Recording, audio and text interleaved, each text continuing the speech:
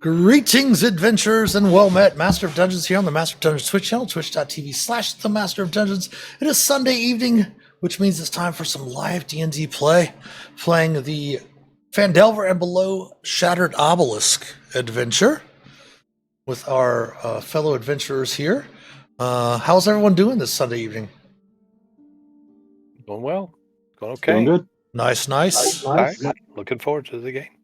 I might be yawning a little bit. I had a very, very early game this morning for the virtual D&D weekend, but that went very well as well. That went good. Well, yeah. Glad you said that. I might do that myself. I hope not. See, I'm a little tired as it is. But we are back in the Crypt of the Talhund for we're on episode 26 tonight. Or 27, 26? 26, I think, tonight. Nice. It means we've been playing for at least half a year, even without the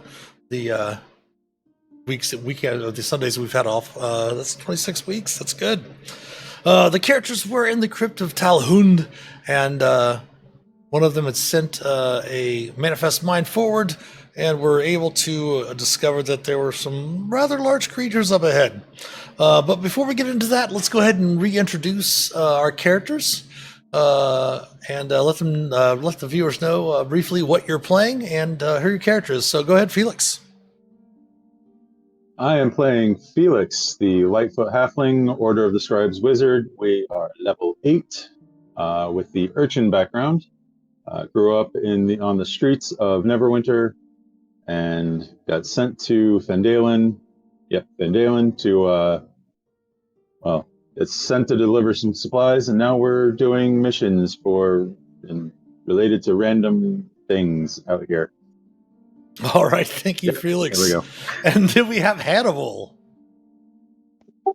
As you've heard in the past, the first thing you notice about Hannibal is his beautiful, amazing forest of perfectly groomed chest hair.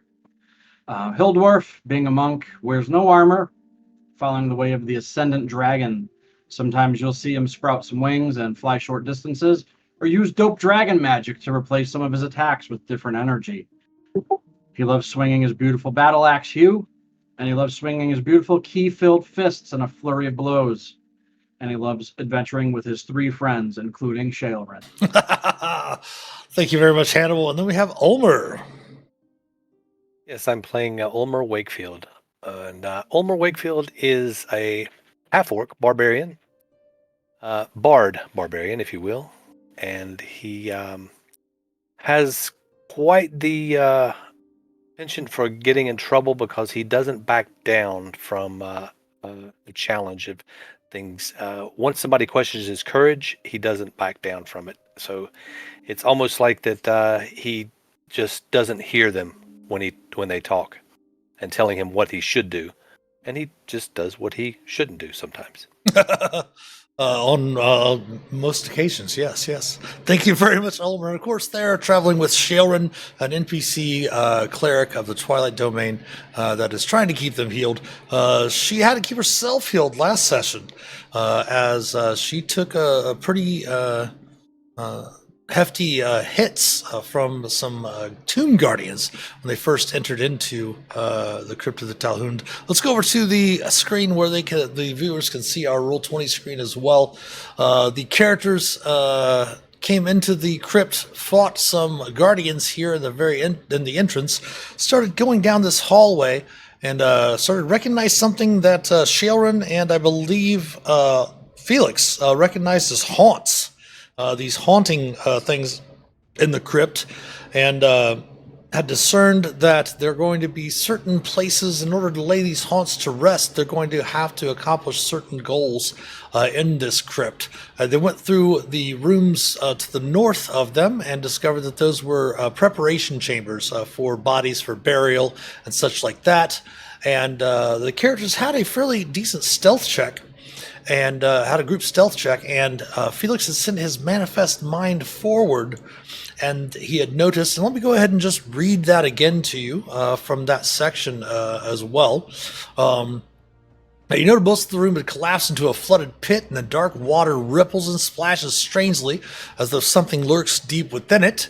And as you got there, you noticed with the manifest mind, you saw that there was a hydra in there, and the splashing was a water weird that was splashing at the hydra, and the hydra was kind of lashing out every once in a while with one of its heads, and the water weird would duck back down into the water and kind of frolicking around the hydra in the water itself. But the manifest mind has not been seen yet.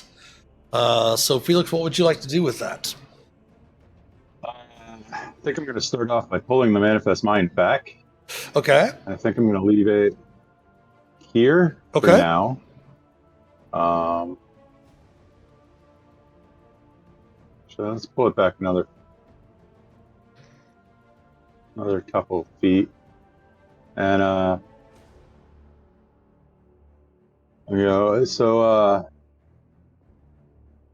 there's a hydra, there's some sort of water thing, there's a whole lot of water.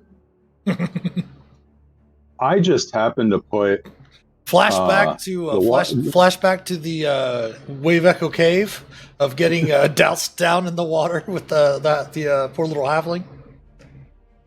So I put the water breathing ritual in my spell book. So if we've got 10 minutes, and I can affect all of us with it. Yeah, if you want to step up into one of the other rooms to the north, or if you want to head back to just down the hall here to the entrance to spend a few moments casting that, feel free to do so. All right. In a room or down to the entrance? What do you guys think? The room up here seems okay to me. Sure. All right, works for me too.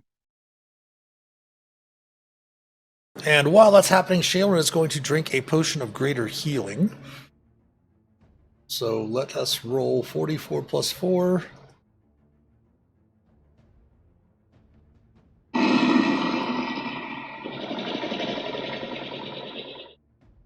Thank you, Burn Secure, for the resub of the Prime. Very much appreciated.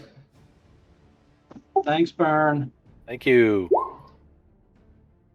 13 back. She's only down just a few hit points now. She feels a little bit more comfortable, but she does let everyone know that her spell supply is running a bit low. Does she have a way to get those back on her short rest, or no? Not on a short rest, no. She Okay. doesn't. Yeah, she doesn't have any class abilities that allow her to get anything back on a short rest.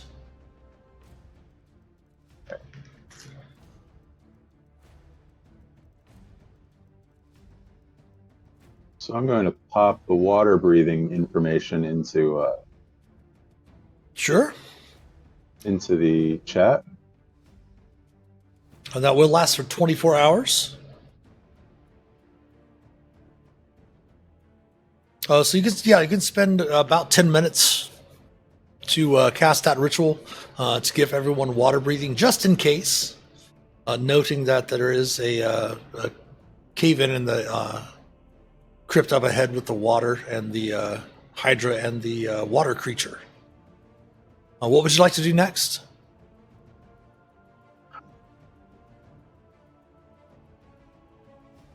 All right. Ulmor says we could breathe water. Let's go swimming. Do we want to start off with just a big ball of lightning going down the tunnel? Do you think we could lure one of them down the hallway?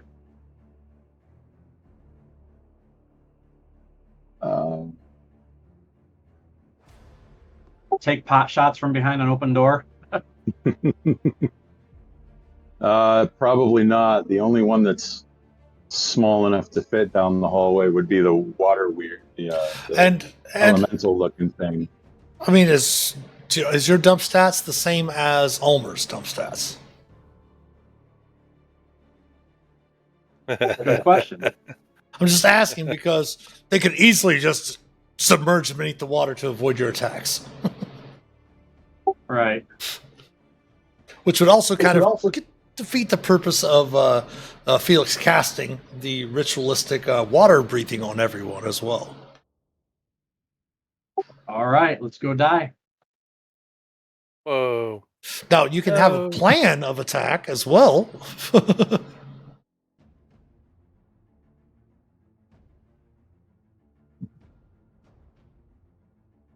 We should build a fire. I don't think fire is going to work. But okay. Water will just put it out. That's why I said a lightning ball instead of a fireball. Right. Sure. Yeah, if you guys wanted to sneak down and set yourselves up ahead of time, go ahead and give me another group stealth check since you kind of came back into this room. Felix cast the ritual spell, so go ahead and give me another group stealth check. Nice. Ooh. Little stealth for Shaelrin. Hey, you guys are pretty stealthy. Except for Ulmor, but of course it is a group check, so your group succeeds on the very well on the stealth check. Ulmor's ready to itching to get into a fight. It seems like.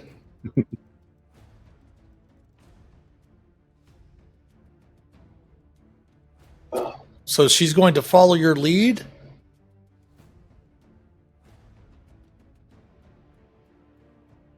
All right, I can get down towards there, send a lightning ball in, and then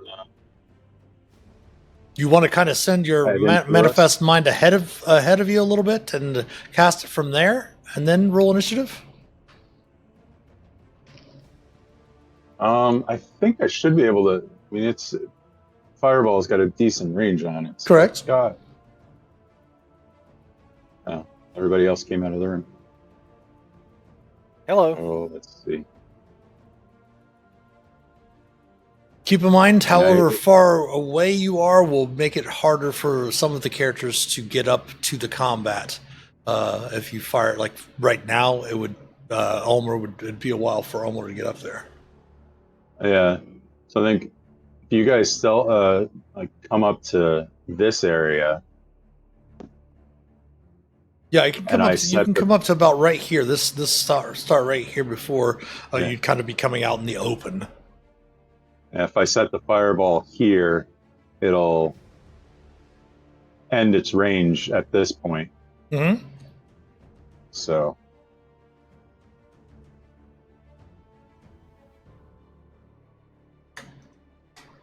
Go ahead, Ulmor, if you want to move yourself up there.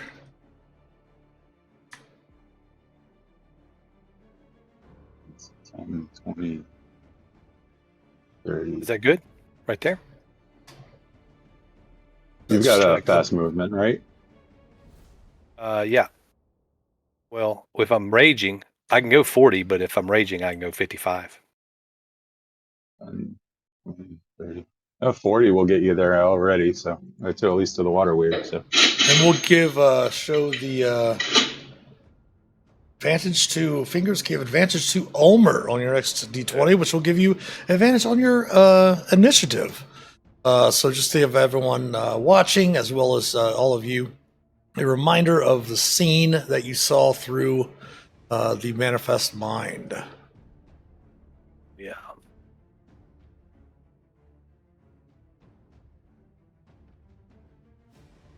All right, so it looks like your companions are in place. Go ahead and fire up that lightning ball. Templates.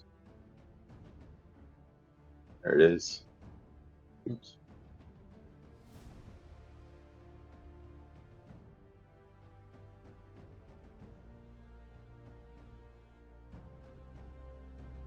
Right there.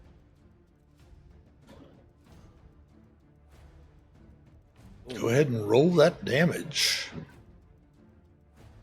Yeah, let's see. I'll just cast it at level 3 for now. And I will do his lightning. Mm-hmm. All right, DC is 16. We'll save for the water creature first. It will fail the save, taking 34 lightning. And then for the big creature,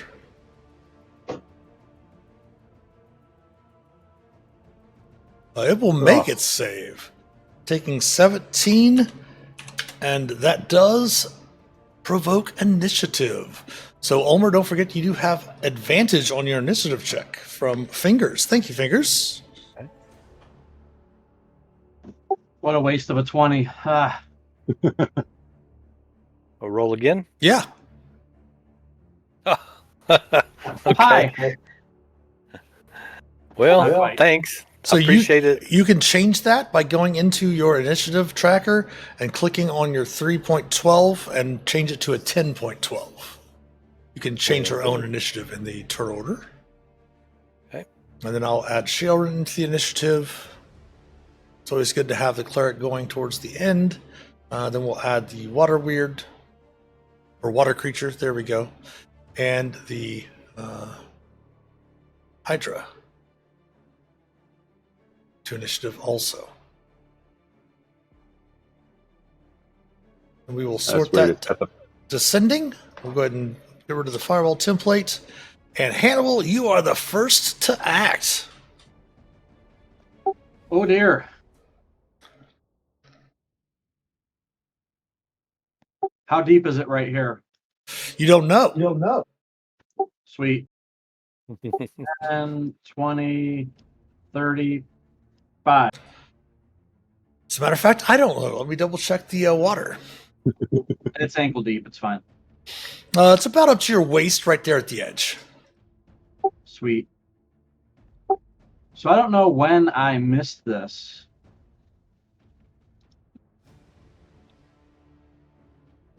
Missed But what? specifically the draconic strike, I can change my unarmed strike damage. I missed that. Okay. I can't tell you that it didn't, the lightning didn't seem to do anything extra. Obviously, Phelix understanding that creatures that are fully submerged in water have resistance to fire damage, and with the water being there, has switched to lightning. So it didn't do any extra damage, but Sweet. it didn't do half damage like it would have if it would have been a fireball. Cool. All right. I'm going to, I guess, swing Hugh at the weird.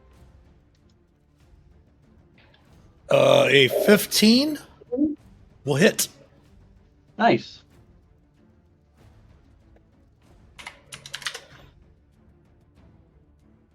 Second attack. Yay! 17 will hit. And that will actually finish off the water weird. Wow, you didn't leave something behind with you to have Ulmor clean up. Great job. For one. And my speed.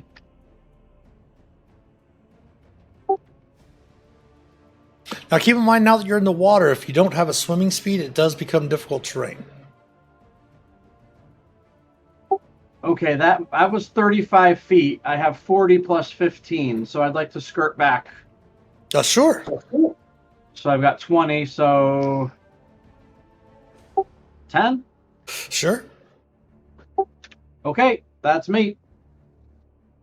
Ulmor. Okay. I don't want to be left out of the action, so I run up, and then I actually see what this thing is doing, and I'm like, oh, I'm going to light it up.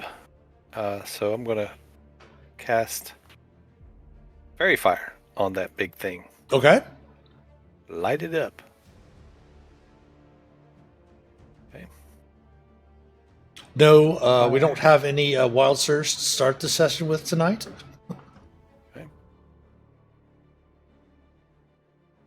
Okay, we'll go with the orange. Dexterity saving throw DC is 13.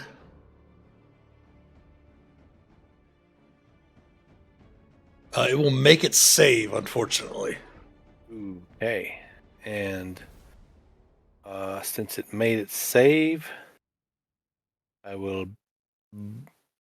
be quite upset about this, because it's not glowing, and I'll curse a bit and kick a rock, and then just go into a rage. All right. Anything else for Ulmor? End of turn? End of turn. All right. The creature Mitch? is up. Yes, go ahead. I think my initiative got deleted from the turn order. For some reason, when I did it, it had the fireball in there for the picture instead of me. And then, Because you had the fireball selected. Gotcha. Go ahead and select your token and roll yourself back into initiative. all right, how do I do that? Just go ahead and click your token and roll initiative. And your old initiative was 12 something. Yep. So then just go into the turn order and find yourself and go ahead and change that to a 12.16. And then I will move you up in the initiative. And we'll have you go before the creature goes. All right, I think it's... If you go All to right. where your name is in the turn order, right beside your token, it'll say 19.16. If you click on that 1916, it will be editable, so you can edit it. Yeah, I did that. I've edited it, but it won't let. It's not clicking out of it.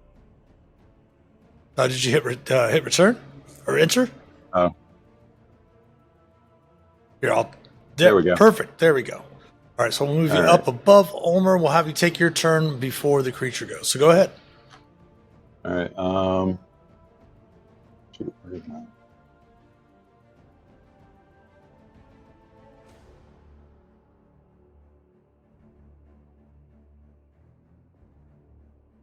I accidentally closed my character sheet while I was doing all that. So, just all sorts of great stuff going on.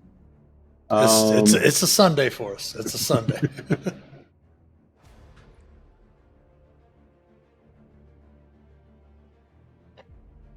Let's see, what's the range on this? 90 feet. All right, I'm going to cast Chromatic Orb. Okay.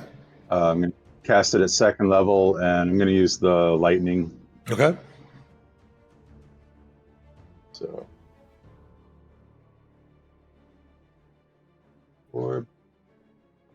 A 20 will strike true. So level 2 for 18 total damage. All right. Anything else? Any bonus action to move your manifest mind or any movement on your part? Yeah, I'll move the manifest mind up. So 15 at 30 feet puts it right behind Ulmor. All right. End of turn. End of turn. Okay. The Hydra is then up. Let me see here.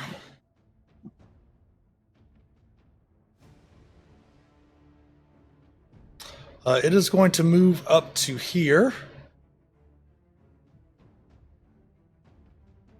And currently it has 5 heads. So we're going to do this. We're going to put this on here to represent the number of heads that the creature has. The little marker there. And the creature is actually has multi-attack.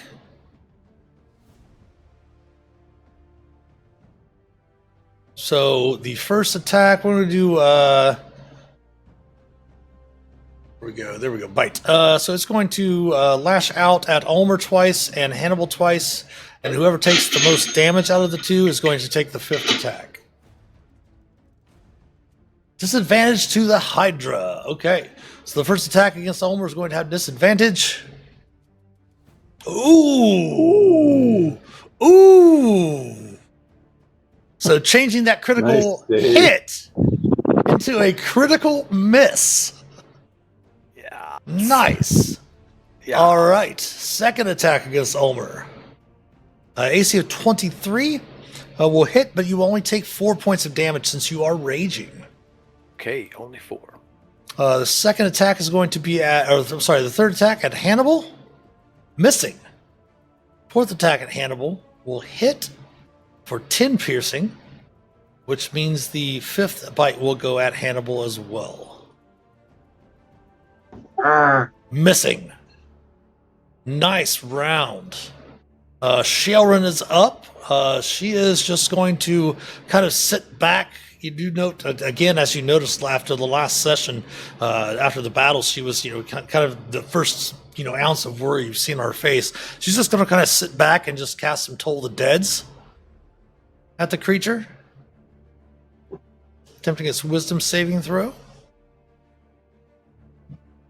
It's going to make it save. She's going to just stand fast with her shield and her mace ready to go if anyone needs her help. Hannibal, you are up.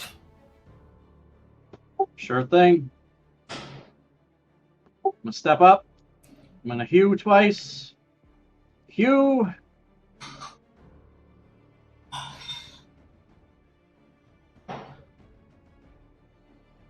Did it not go?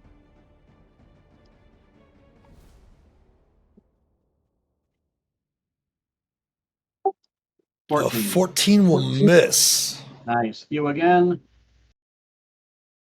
15 will hit. Beautiful.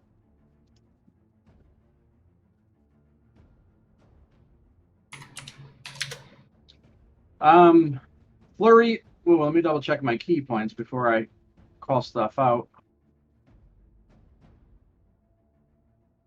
Oh yeah, we short rested. Cool. I will flurry of blows this Hydra.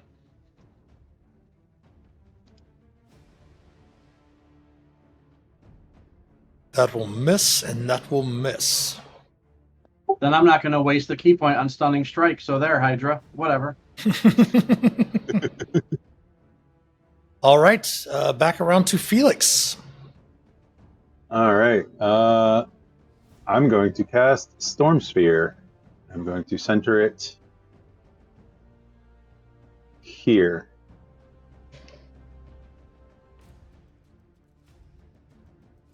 And I will Make sure to into click off the chat. token. Right.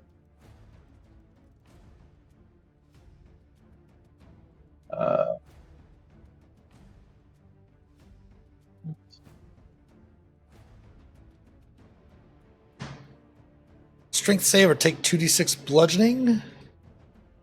Yep. Attempting a strength save. Oof. Garbage. Why that was on a save and not on attacks against you? All right. And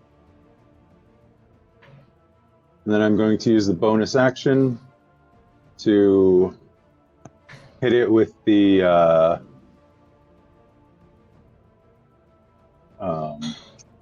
The bolt. Lightning. Yep. So it's a d20 plus whatever my That will hit. Yep. spell attack is. All right, so it's 25, and that's 4d6 lightning for 13 damage. All right. You do note that that does destroy one of its heads.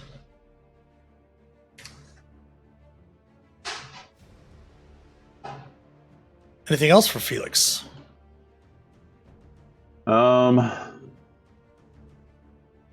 Nope. I think that's it for me. All right, Ulmor. I'm going to throw a javelin. I'm going to move slightly, just to move a little bit up here. And with a javelin, try to get it in one of its heads. Well, if you move up there, that does put you in melee. Oh. Oopsie. Okay, no. He doesn't want to do that.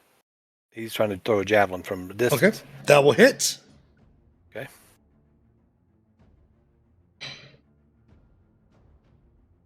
I'll double check your rage. I think your rage is only for melee attacks. I'm not It is. sure. I don't know why I did that. It shouldn't be on the. That's rage damage, but no, it should just be for like the melee attack, I think. Yeah, no, it's okay because that's you have it turned on in the damage output. It's just fine. We can ignore it if it's not a melee attack. All right, that was your first attack. You do have 2 attacks now that you're a 5th level barbarian. Yeah. So he throws 1 javelin, and he's going to chuck another one. That unfortunately will miss. And Hannibal looks back at Ulmor and says, "What the hell was that? Second attack? Welcome to the club." Oh, yeah, thank you, Mr. Handyman. All right. I'll just pull out another one of my javelins and get ready for an attack, holding up my shield. All right. The creature is up. It does have 4 attacks total with its 4 heads. 2 at Ulmor and 2 at Hannibal yet again. Ulmor first. AC of 24 for 7 piercing. AFC of 17 will miss. And then at Hannibal, AC of 14 will miss. An AC of 22 for 7 piercing. At the end of the creature's turn, you see it grows 2 heads back. And you see its body begin to regenerate. What? This is madness. Shaelrin is up. She's going to kind of stay put. She's going to use her channel divinity since you did take a short rest. No, not a short rest. You didn't take a short rest since, so she does have a channel divinity back. She's going to go ahead and there we go. She's going to go ahead and throw up her Twilight Sanctuary.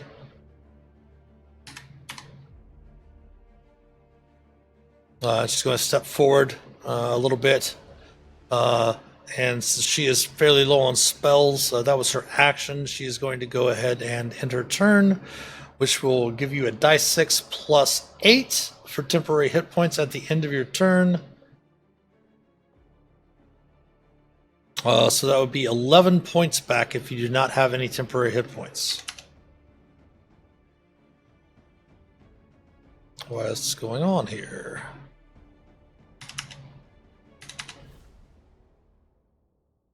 All right. Top of the round, Hannibal. I yell back to Phelix, "What the hell's going on with these heads?" And take 2 more swings with you. Okay. That will hit. For 12 slashing. 9 will miss.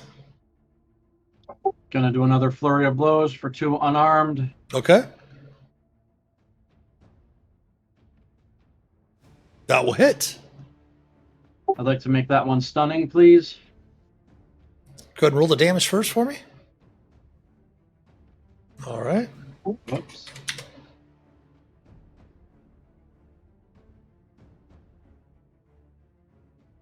Okay. And what is your save for the con save?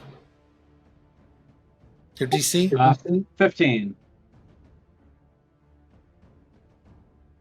It will make it save. Balls.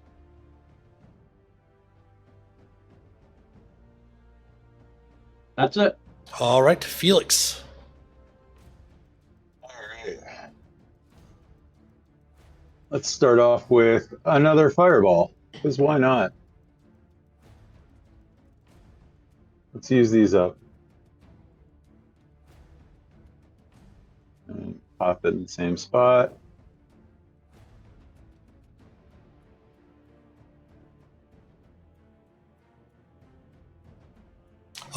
Just so you know. Oh, never mind. Are you leaving it as fire? No, I'll do it as lightning again. Okay. So it's a DC 16 Dex save.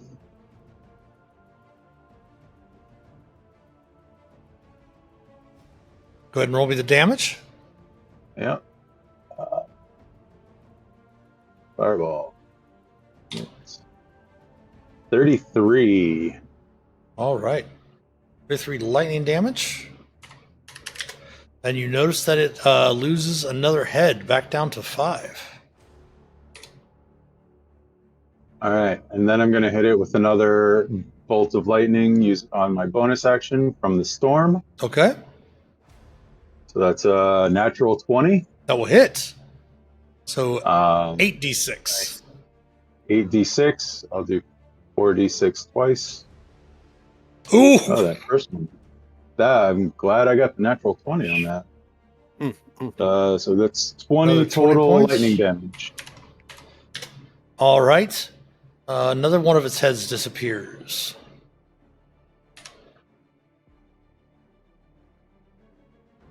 Anything else? That was my action and bonus action, and I'm going to stay put. All right, Ulmor. Ulmor saw the lightning, and it seemed to make the heads disappear. He says, "Oh, I've got some lightning," and he pulls out his javelin of lightning, and he wants to throw that at the creature. Okay.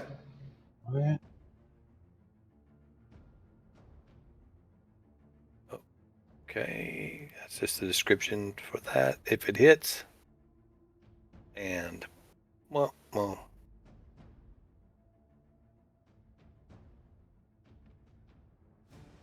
Each creature in the line. Okay, I will let you take that back if you want to. Each creature in the line, excluding you and the target. So you're not really going to be doing anything extra from the lightning bolt. But if it would have hit, it would have turned back to the javelin to hit, but it does miss. See what I'm saying? Okay. All Gotcha. Okay. right. So that was your attack number 1. All right. Attack number 1. Second attack is another javelin. All right. That will hit. For 6 piercing.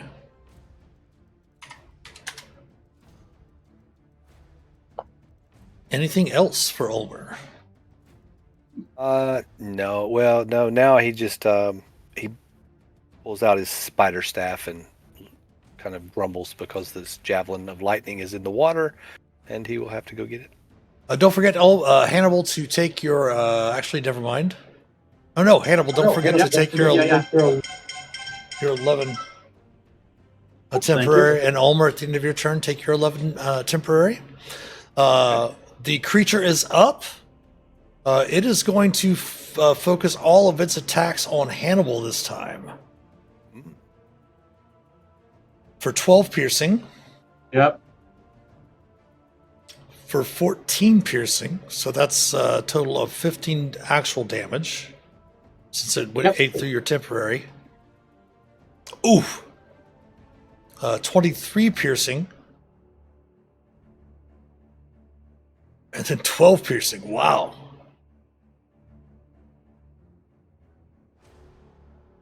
At the end of its turn, it lost 2 heads last round. Before its turn, it sprouts 4 more,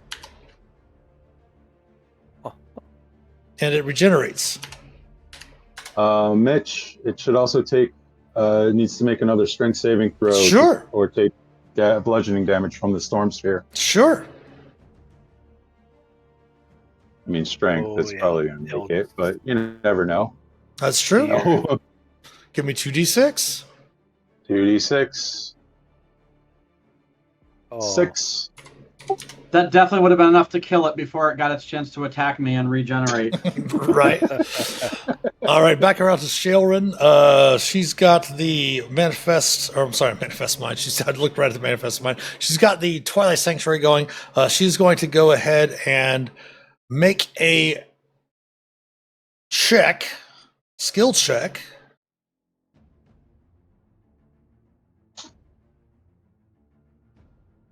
She's confused about what's going on with the creature. She's trying to think of what's going on, why the creature continues to regenerate and all of that. But that is the end of her turn. She's actually going to step 5 feet forward again. Top of the round, Hannibal, you're up. Grr. Not liking this head business, but I have no idea what to do other than keep punching it and stabbing it. So we're going to hew twice. That will miss. That will miss. All right. Key points, flurry of blows. That will hit. I'd like to make that stunning. Attempting its con save, DC is 15. It will fail. It is stunned. Finally, I can hit it again without unstunning it, right? Yeah, stunned until the end of your next turn. All right, I will punch it one more time. With advantage? Missing. Doesn't matter. Thank you. I'll show myself out. Felix, you are up. All right.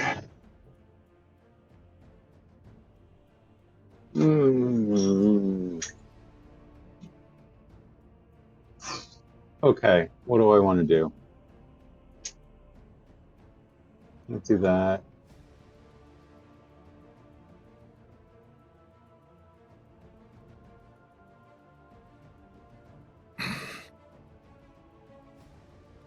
How much do I know about, like, regenerative creatures? Nothing right now. Nothing right now. If you want to spend an action to make a history check, you can do so. Yeah, I could still hit it with a lightning you bolt use with a it- yeah. bonus action on that. So Yeah. yeah, let's do that. It's an Arcana, you said, or history? History, yes. History. 24, nat 20. Fire damage. You remember hearing something about trolls. Fire damage. Hydras regenerating. Trolls and- Fire damage. It's in water, which means it's got advantage. It still takes No. half damage on the. No, it's Fireball. only if it's fully submerged in water does it have fire resistance. Oh, okay. Okay. That's where I was mixed up. Okay. Then I'm just going to hit it with the lightning bolt from the storm cloud. Okay, So that's 18 to hit, that will hit. and that's 46, Nice. 14 lightning damage. Sure. Do you share that information with your 46. companions? Yes. Kill it with fire. Fire. All right. Anything else that you have turn? Yep, that'll end my turn. I'm All not right. moving anywhere. Ulmor. Oh, I ain't got no stinking fire, just fairy fire. Ugh. And I run forward, and I try to hit it with my spider staff. Okay. Oh, that will hit. For 17. It is not immune to your poison. Here we go. Wing it again. Rawr. That will hit. For 10 more. And it loses a head. All right, Hannibal, don't lose your head. Let's do this. Thanks for leaving me clean up. Anything else? That'd be it. All right. The creature is up. It is going to attack Hannibal until Hannibal falls. Stunned. Oh, wait, real quick. My apologies. I did not do this at the end of her last turn. Plus 8. So you're up to 12 temporary now. 12. Okay. Nice. All right, it has 7 attacks now. Actually, it has nothing because it's stunned. It's stunned. Woo! But at the end of its turn, it did lose a head, so it sprouts 2 more. So it is up to 9 heads. And it does heal 20 points. Oops.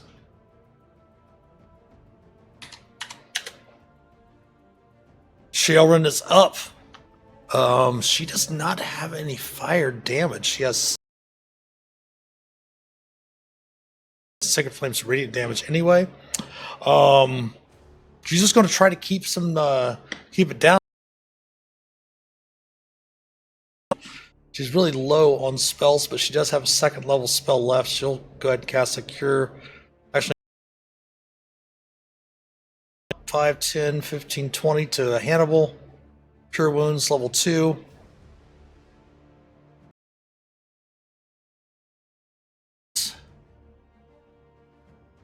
$25, $30, $35 back to there. Thanks, friend. Thanks for the healing.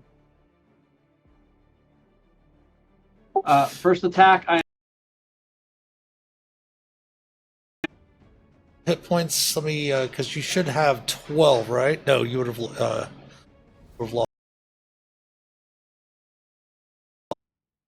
It goes to 9 if you don't have any at the end of your turn. 9.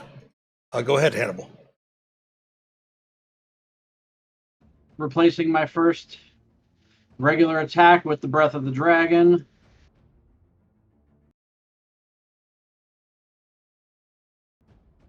For fire damage. I think I'm going to do fire damage.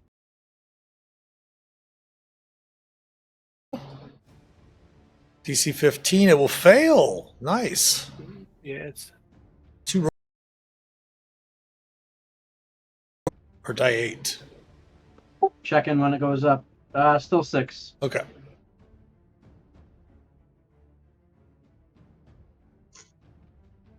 Nice.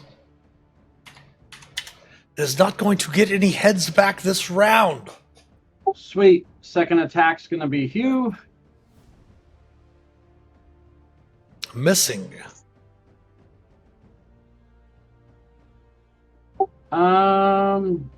Yeah, I don't know. Can't take key points with you to heaven. I'm gonna unarmed strike it, or flurry of blows, Okay.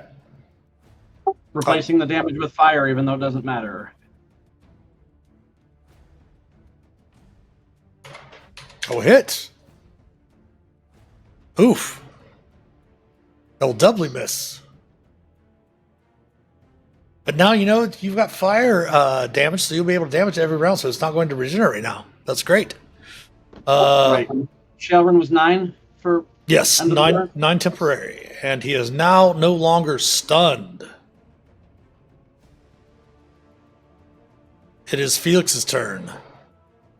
I'm going to use my last 4th level spell slot. Oh, real quick, give me 2d6 from the last round when it was stunned. From the bludgeoning, because it automatically fails the strength save. Oh, jeez. 2 whole damage. It's like one of those nights where you're going to make a comeback late in the game with all your big damage rolls coming at the end of the session. Yeah. Now All it right, doesn't yeah. save again for this turn, right? Oh, no, never mind. Felix is up, yes. Going to use my last 4th level spell slot because I have no 3rd level spell slots left to cast Fireball. So I think I'll just cast it as straight fire since I Okay. don't have to worry about that. So that's a DC 16 deck. Why does that say 14? 16 deck save. Go ahead, roll the damage for me. Okay, let's see. 18. I'm casting at level 4. Nice. 5. It will fail. Woohoo! oh, uh-oh, And it's got 1 hit point left. uh-oh. You did 35, it's got 36. Or at 36. Oh my goodness. I could see the tiny little sliver on the life bar there. Scott, as you can't they see were that? saying over the virtual D&D weekend, oh no, it's got 1 pixel of health left. I can't even see that. Ulmor. Who's next? Oh, wait, Ulmer's wait, next. no, wait. Felix. Bonus action. Okay, yeah. Bonus action. 2D. Let's see. Roll to hit. Does it hit? 17 plus 8, It will 25. hit, finishing it off with the lightning bolt from the See how much storm that does. sphere. Felix got 6 one. damage. Nice. Really? Almost all ones on that. Oh my goodness. That's insane. Nice. Good round, guys. Good job. Good job. So now, yes, for future, anything that regenerates, not necessarily is always going to be fire.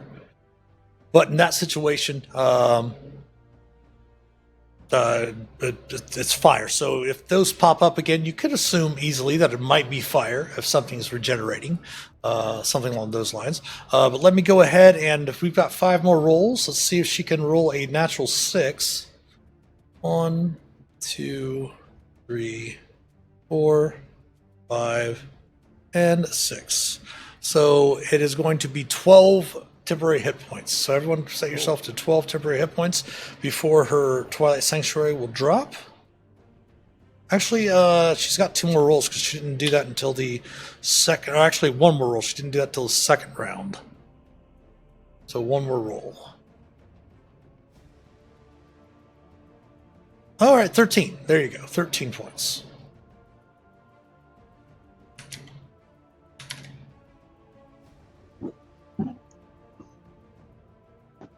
Hannibal tests out his water breathing. Indeed, it Ulmor. works. Ulmor goes and dives in, retrieving his javelin of lightning and his other javelins, Yes, if he can. you can totally do so. Okay. Give me 1 second here. Kind of looking around, Felix, as you start to stride forward, as those creatures are gone, you see that figure that had been popping out of the walls, putting its finger to its mouth and stuff like that, kind of comes out and looks out the wall and kind of bows a little bit, and it dissipates as you have successfully solved one of the haunts, put one of the haunts to rest.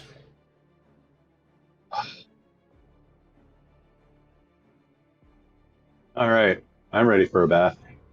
Anybody else? Oh, wait, you're already in there. Sniff around in the water, see if there's anything cool in the water. Yeah, you can jump in there and look about if you wish. Ulmor is definitely digging this. He's swimming around. Swimming around in there, you do note, of course, that the collapse here, occurred here long ago. You can easily discern that, Hannibal, with your stone cunning. And this, the water seems to be coming from some underground wellspring. But there does not seem to be anything in the water itself, other than it is fresh wellspring water. So if you need to replenish your water skins or anything of that nature, you can totally do so.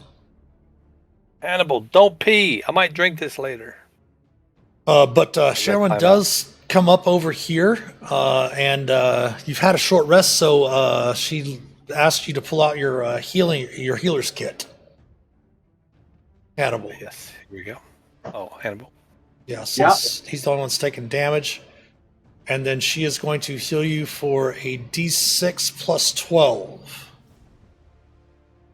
So 16 points back, Hannibal. And remove one of the usages of your healer's kit using her healer feat. Done and done. Thanks, Sharon.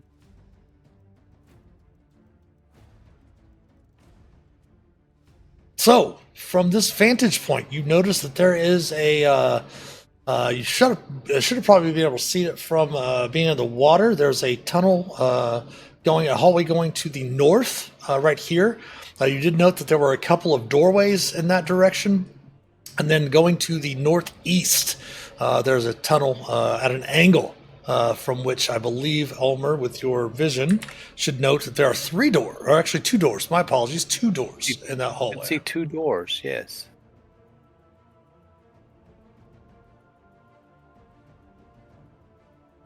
I tell them that I see 2 doors up through this corridor. Shall we look at doors and look in more rooms? I go over here and I peek down this corridor. Yep, 2 doors down that room, down that hallway as well. So we have 2 doors and 2 doors. Which way shall we go? Do we want to? How are you doing on spells, Shaoran?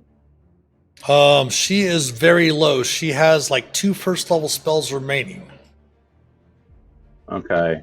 And you have no way of getting those back on a short list.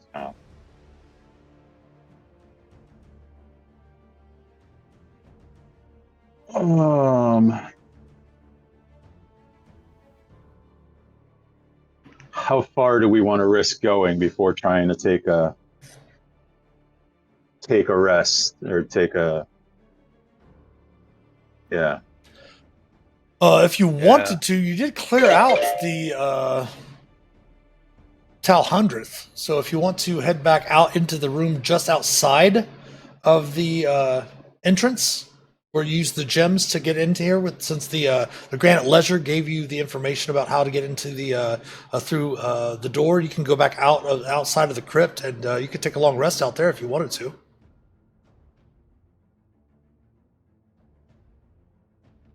Sounds good. How's that sound? Yeah, sounds good. For sure. Ulmor feels fine, but he feels like he could use a little R&R. Okay. So go out. You can go. I'm not going to worry about switching maps, but you can easily step back to the entrance there and take take a long rest. Liamon's tiny hut, just to make sure that nothing, Sure. hopefully nothing can we get through to us. We do have an ad break Ad break. here, so we're going to take a small little break, and we'll be back here in a few. So stick around. We'll be back in a little bit.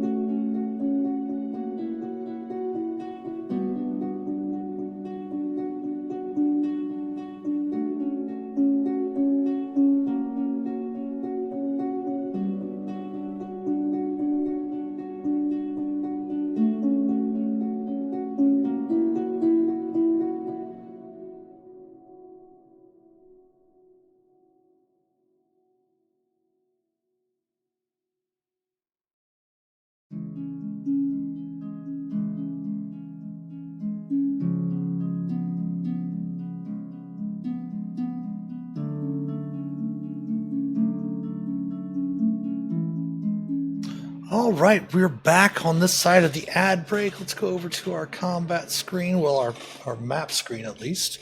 Go ahead and everyone, go ahead and reset all of your things for a long rest. You are able to rest, take a long rest with the Leoman's tiny hut inside the entrance chamber, which was just inside the vault, or outside the vault of the Talhundreth. And are able to make your way back here. Do go ahead, though, and get rid of your temporary hit points, however. So they will disappear after a long rest. Also, a quick programming note for this week. Normally on Monday evenings, we have our Around the Campfire stream, which we play a horror game. Lately, it's, of course, been Dead by Daylight. We had a couple of weeks back, we did some 7 Days to Die. We're going to be switching that Monday night stream with our Tuesday night stream. This Tuesday would have been our Dungeons and Deliberations. So we're going to do our Dungeons and Deliberations stream tomorrow night. DM advice, DM prep, discussion, just chatting with me. Ask the DM, basically. Talk about Dungeons and Dragons, while I'm probably going to do a little bit of prep for maybe next month's virtual D&D weekend. Perhaps maybe work on some stuff in my own home campaign, perhaps, maybe. Just something for fun tomorrow night for our 7 p.m. stream. We're going to switch our Around the Campfire stream to Tuesday evening at 7 p.m. The reason being is that the brand new Survivor for Dead by Daylight comes out this Tuesday. And indeed, it is Laura Croft from Tomb Raider is going to be the new Survivor. So we're going to bring that out, stream that on Tuesday evening at our normal time of 7 p.m. So tomorrow night, Dungeons and Deliberations at 7 p.m. And then Around the Campfire will be Tuesday at 7 p.m. Instead of flip-flop like they normally are for their normal streams. We'll be back to the normal stream evenings next week for that. All right, so you all have had a long rest. Have been having difficulties with Shellon's character sheet, so after this session, I'm definitely going to go through, remake a new character sheet for her, so that we have everything going. But I do have a tally over here, so when she casts her spells, we'll be able to mark them off and keep a better track for you as we go through. All right, so you're taking a long rest. You have all of your resources back here where you defeated the Hydra and the Water Weird, setting that haunt to rest. Where would you like to head?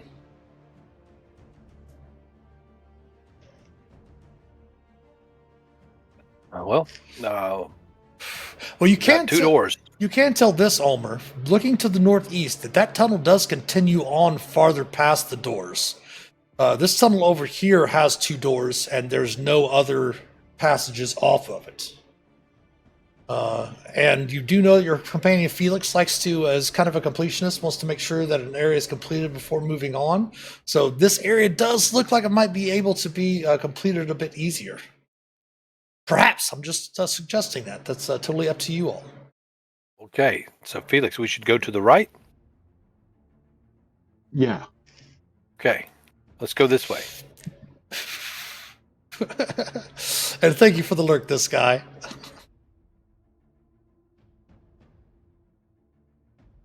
Keep in mind your water breathing is going to last for a little bit longer, for probably about another 12 hours or so. So if you have to retreat to the water, just keep that in mind. Okay. Ulmor will stop at this door and look at it and listen. Okay.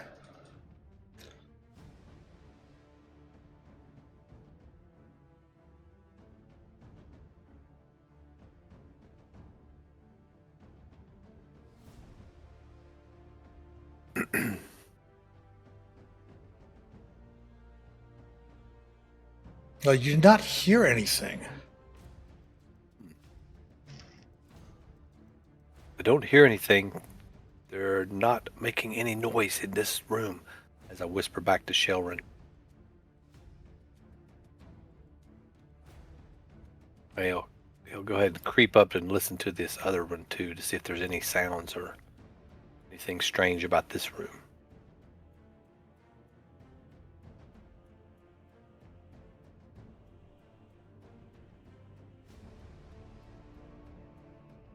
And I'm just rolling for perception just to... Assuming that's what he would be doing, trying to perceive a sound in there. You hear thump, thump, thump, thump.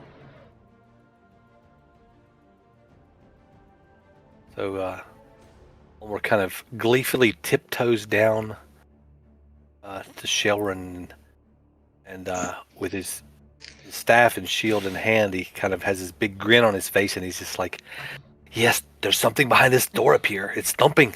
There's that thump, thump, thump." And as you actually also, as you went north to that door, turning around, looking around, like right about here. Yeah, right about there. You note that the hall itself is a stone door there to the north. The other one to the east is kind of askew on its hinges a little bit. Not completely open, not completely closed. You can see it's a little bit cracked. Obviously, it's dark inside. But you also noticed brushing against askew on its hinges, it's kind of right in the crack of the doorway right here. Oops, right here. There does seem to be an elongated, crumbling skull on the ground. And both of the doors do bear a little bit of dwarvish markings on them. Anything I'm not up there yet. Never mind. You can move up there.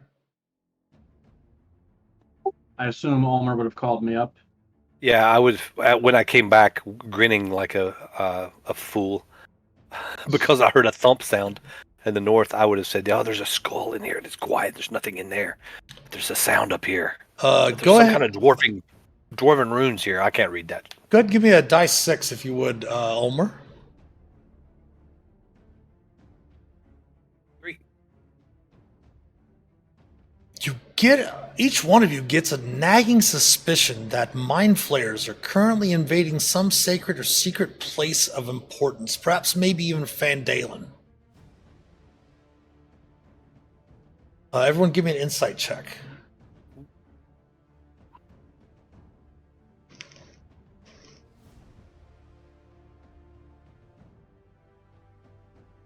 Oh, wow, Ulmer, nice.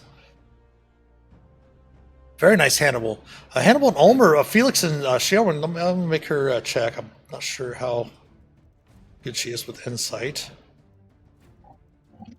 Phelix and Shae kind of look at one another like, oh my goodness, like maybe perhaps you got a premonition. But Ulmer and Hannibal, you have the feeling this is another haunting. Obviously. Here we go again. Now he's throwing shade to his fellow NPCs, fellow players, PCs. But the dwarven writing, the doors to the north has the word "the honored dead" carved into it in dwarvish, and the askew door to the east bears the words "relics of the dead." Obviously, you can tell that the elongated skull is the skull of a mind flayer, and kind of picking up, it begins to crumble to dust. Whoa! Wow, this Are you was share that with the group? Go ahead. So I was glad this one's dead. Mind Flayer? Oh. Did you say this is relics? Let's look in. This is quiet. It's got to be totally safe. Let's go. No problem. I open the door and I look inside. Okay. Inside, the room's floor is covered with broken pedestals, shattered glass, and dust. A headless skeleton rests against the smashed displays. The north wall is collapsed, opening into a larger room beyond. And that thump is a bit louder. Now, Ulmer, it sounds as if someone is, with your passive perception of 15, now it sounds as if it's like something walking or marching back and forth.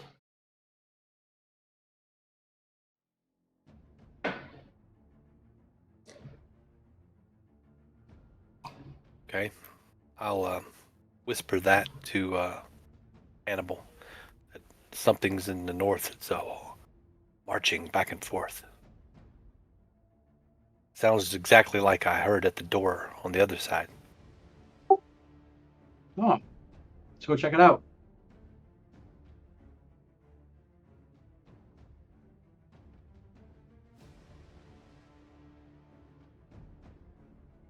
Looks clear to me.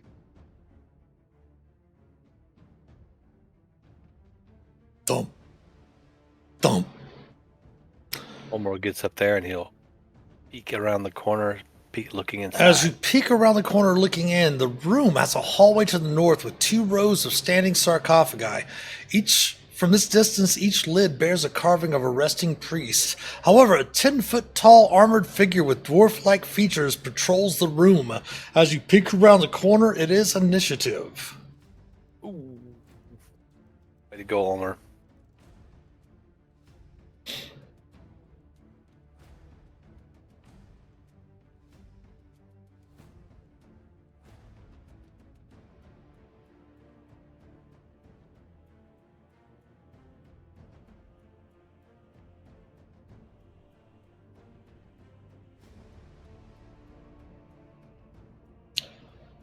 The creature, seeing you, Ulmer, moves over directly to you.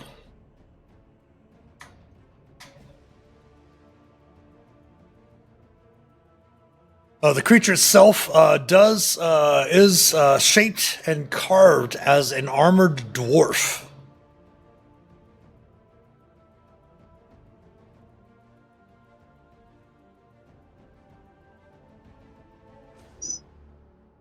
It is going to attempt to make 2 slam attacks. All right. Against Ulmer. With its multi-attack. AC of 20. For 20 bludgeoning. And then please give me a DC 15 Constitution saving throw.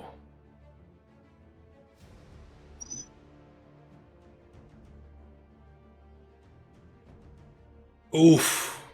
So that 20 points is actually what takes away from your maximum hit points. Ooh. Okay. And it will attempt another slam attack against you, missing. Phelix, you hear combat having started in the other room. You are up. All right. Move in here. Let's see. That's 5 feet. Okay. Let me move this out. See what I can see. Okay. Yeah. Gonna move. Let's see. That was 5, 10, 15, 20, and what to hit it with? Let's start off with a chromatic orb. What type of damage would you like to throw at it with the chromatic orb?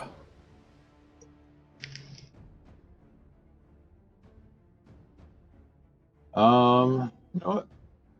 I've got magic missile on my spell list, so I'm going to just use some force damage. Okay. So that's ooh. Nice. Great. So I'll just cast it at level 1. For some reason, roll the crit damage. So go ahead and roll the damage again. Click it one more time. All right. So 34 force damage. Nice. Bam. Very nice. Oh man, that's as good as I did on some fireballs earlier. That was awesome. Right? With the first level spell. Anything else for Phelix?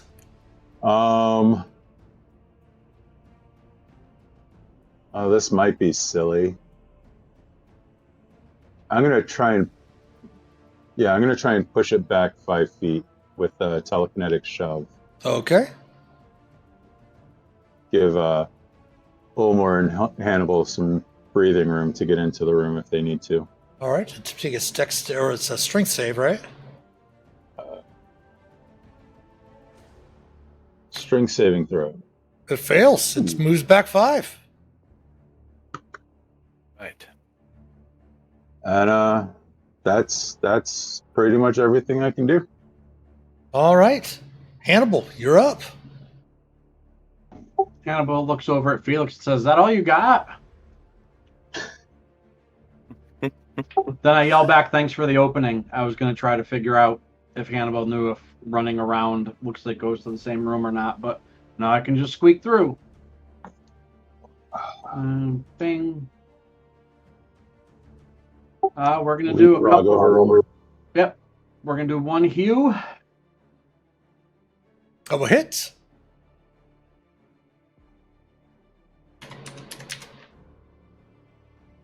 Going to hue again. Oh, that will hit as well. Yay. Nice. Since we're fresh off our west, why not? I'm going to do a flurry of blows. That will miss. That will hit. I'll stunning strike that one. All right. Attempting its Constitution save.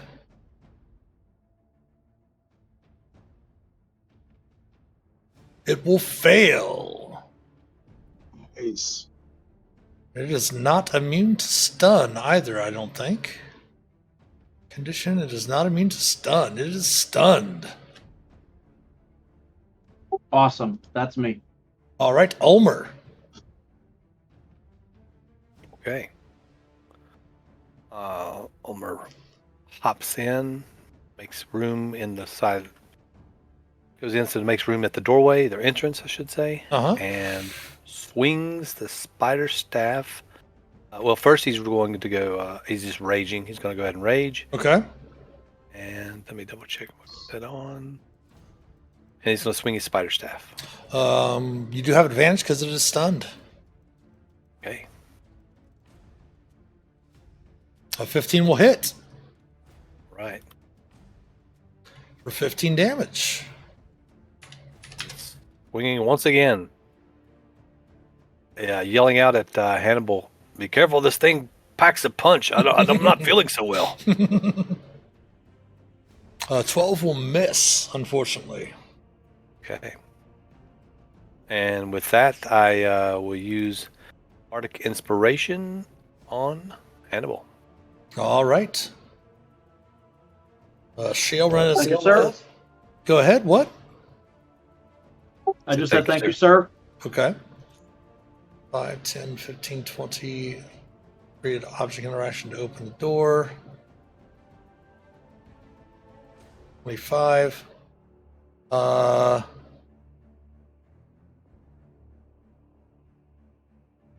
She's going to attempt to cast a Toll the Dead on it. She might get one through. Attempt its wisdom save. Hey! And does necrotic damage affect it? It indeed does.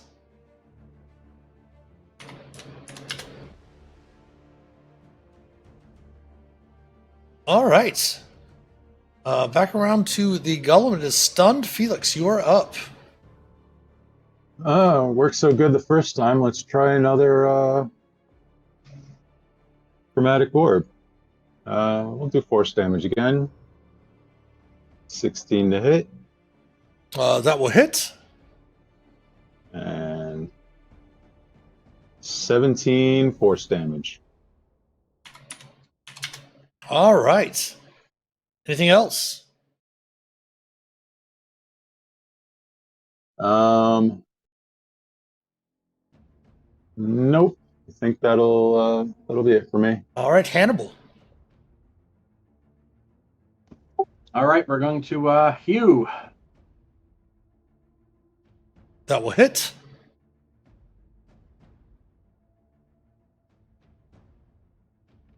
For 8 slashing.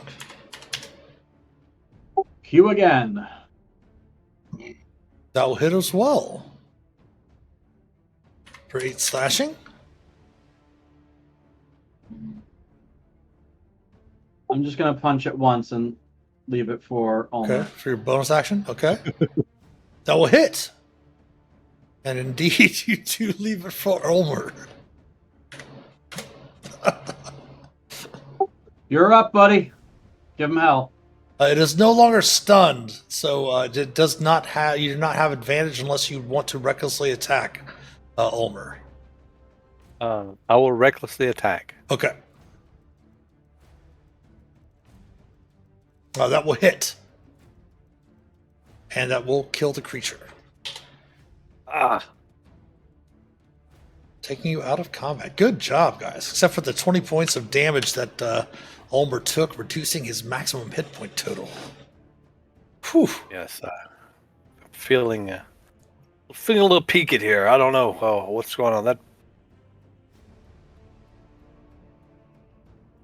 okay, but ugh.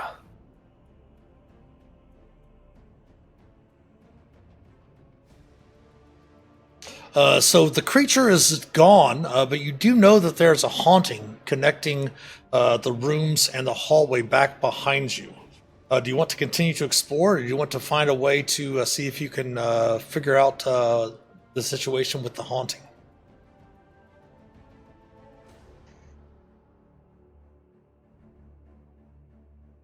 Can I do an investigation in the room I'm in to see if I can find any clues or anything in here that might help? Yeah, Shae will come in and also give you make a religion check with you to try to help out. So go ahead and take advantage on the investigation check. Okay. Nice. 28. 28. It does seem that the obviously the mind flare, its skull being outside this crumbled and its headless skeleton here, was responsible for destroying all of the relics and the reliquary here. And you do have the sense and the idea that by destroying the skeleton and then fixing the door that's kind of off, not really off the hinges, but broken right here near your manifest mind, would settle, okay. would dispel the haunting, as it were. All right. Luckily enough, I have the mending cantrip. Oh, nice. Okay. Cantrip. I'll give you some stonework help if there's anything stone. You want to bust that skeleton while I actually, yeah, Ulmor, you want to bust that skeleton up, and me and Hannibal can take care of the door. Yeah, Hannibal can hold Gladly. the door into place while you use the mending spell, fixing the door. And yet again, you have successfully laid to rest another haunting. Now, if you wish, you can search the room here.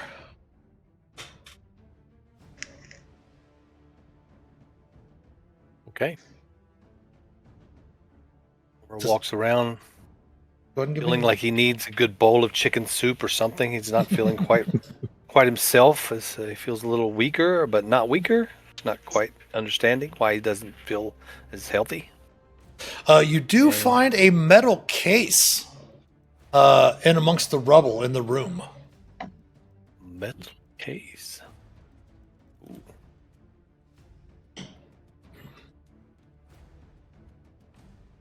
Is it locked? It is not.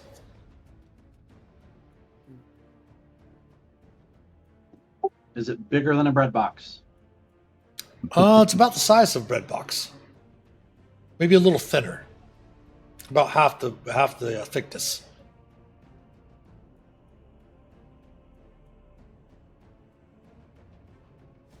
It's inside. Boom!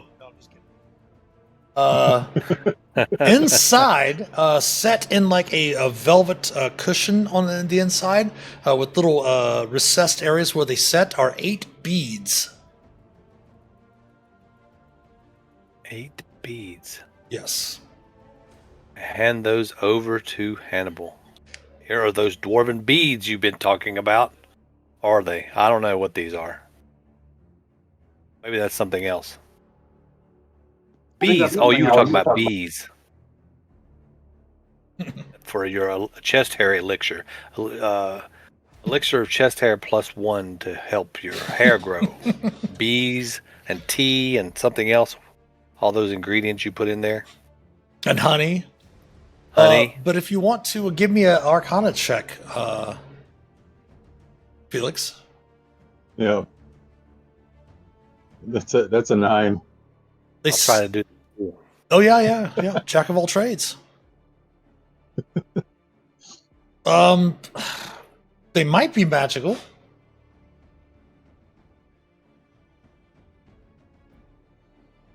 Shaelrun will go ahead and cast a first level spell. Cast detect magic, and indeed they are magical. Ooh, magical beads.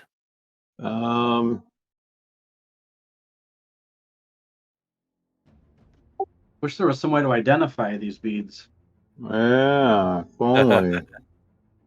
If only. If only. Well, you guys want to go search that other room, and I will take 10 minutes and sit here with these beads to try and figure out what they do. Right. This. You mean to the room to the north of us? Yeah, that one there, Corridor. with all the sarcophagi in that Yeah.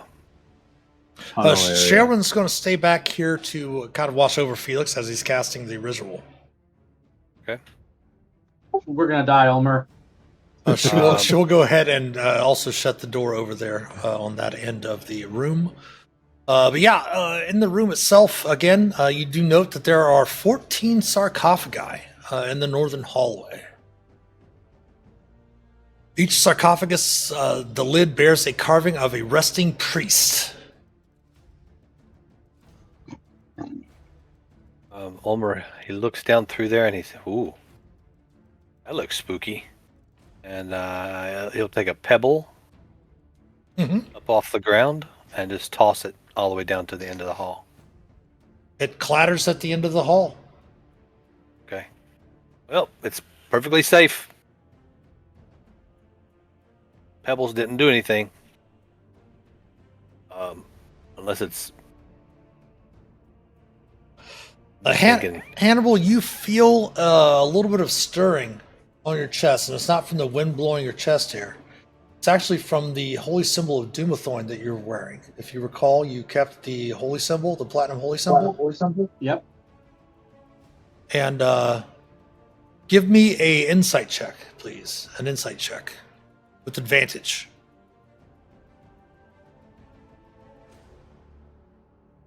Nice, 24. There doesn't seem to be any evidence throughout Talhundreth up above, and even in these first few rooms and such, you've witnessed the battles that took place, years and years ago between the dwarves and the mind flayers, and it doesn't seem as if the mind flayers made it past the golem, the guardian. And this area seems to be the resting place, the only place not corrupted by the mind flayer's influence of these resting people, these priests. They're only the only graves here in Talhund to remain at rest, as it were. I'll let the party know this. Currently, it's just you and Ulmor up there. Yeah, I'll let Ulmor know this. Oh well, I've kind of feel bad messing with these guys. If this is the honored dead, I don't want to be too dishonorable and disturb them. But I mean, should we go look and see if there anything special about them? But I don't know if I want to open them. It's just the two of us. Why not? I mean, I really don't care one way or another, but at the same time, you said it said honored. Seems like it might mean something. And he steps up, kind of starts looking at one of the sarcophagus. I'll check my bag for anything respectful I can leave as an offering. Okay. sarcophagi. He kind of has a Ulmor is being very quiet and trying to be very respectful as much as he can, as far as being quiet and studying and looking at the relief on the sarcophagi. Yeah, it appears to be a priest of Dumathoin. Each one of them with their hands crossed, their arms crossed across their chest, laying across their chest, with their eyes closed, looking very peaceful and at rest. I will hold out my holy symbol of Dumathoin and announce praise Dumathoin as I march down the sarcophagi. Okay. I have a unicorn pendant I recovered from a body. I will leave that as an offering. Okay. Ulmor gets about halfway and kind of looks back at Hannibal. And indeed, all of the sarcophagi do seem to be unharmed, and all seem to be in one piece. None of them seem to be cracked or anything of that nature.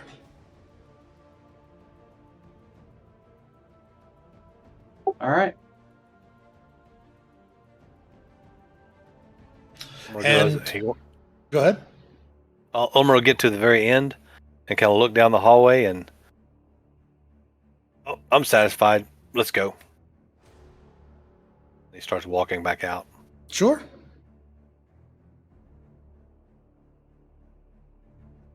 Hannibal, give me a perception check.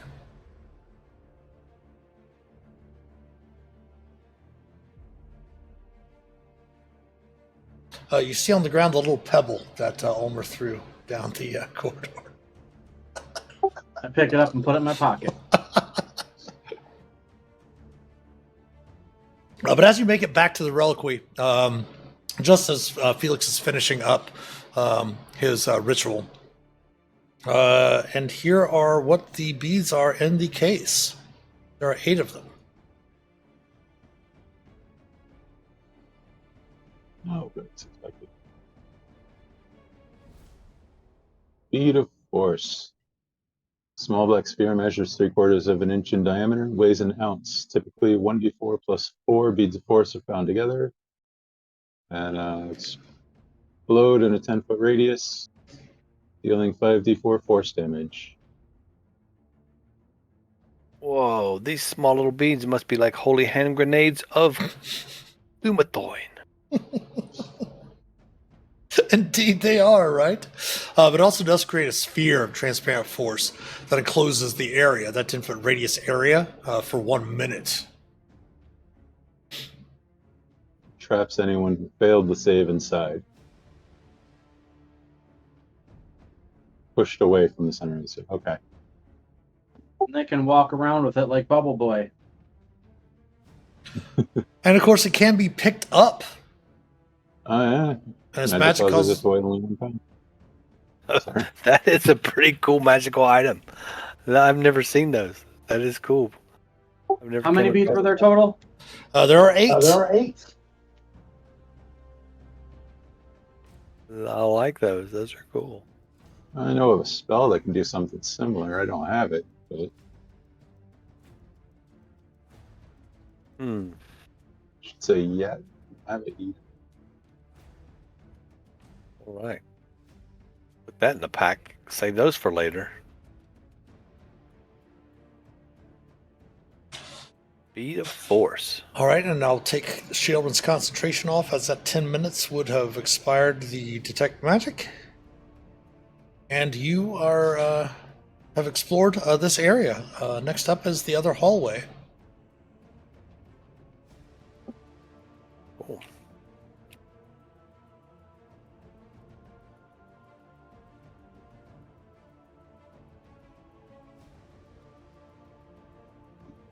Right.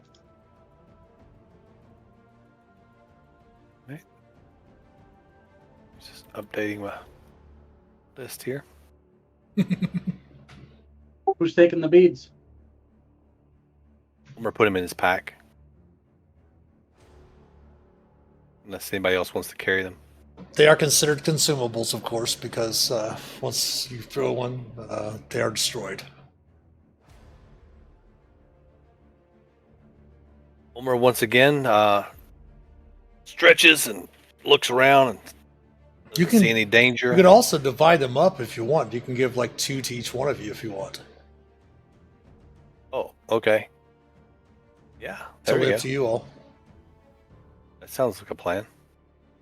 Ulmor takes off his pack and holds out the. He said, "Here, everybody have 2 beads of force."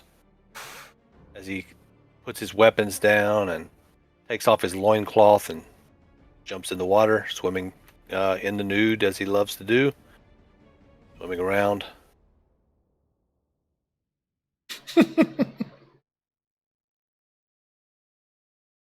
Everyone is There are the beads. There are people's lives at stake, Ulmor.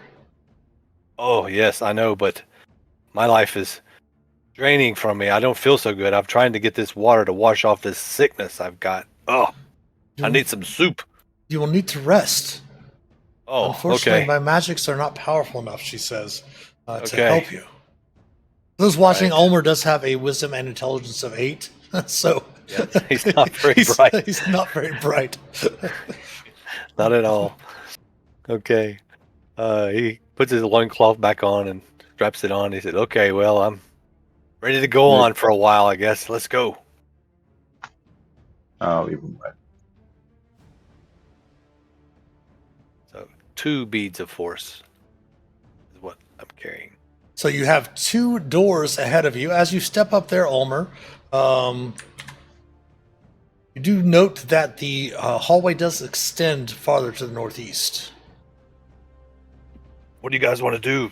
You want to go up here and open these doors? And maybe there are more treasures up this way. Yeah, might as well open them as we go along.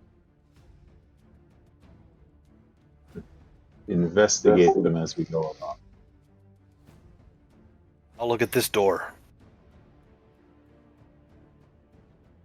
And I'll go ahead and he'll attempt to listen for any sounds. Go ahead and Smells. give me a perception check. Sights. Oh, you hear a bit of soft mumbling on the other side. Okay, I'm gonna go ahead and step away from the door quietly and whisper to Phelix as he's coming up. Tell him what I heard. Voices, whispering. Something is not there. Quiet. What are we talking about? This door. There's voices. There's voices. Whisper. Voices by the door. Noises. Yeah. And Ulmor starts tiptoeing, trying to be stealthy.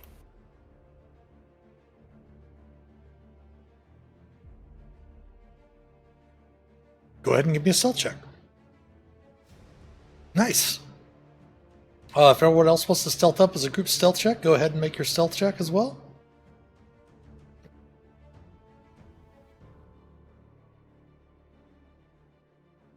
Yeah, you're fairly quiet.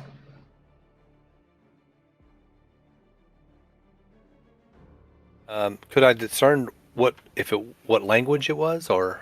With that, go ahead and give me another. You could hear some mumbling. Go ahead and give me another perception check.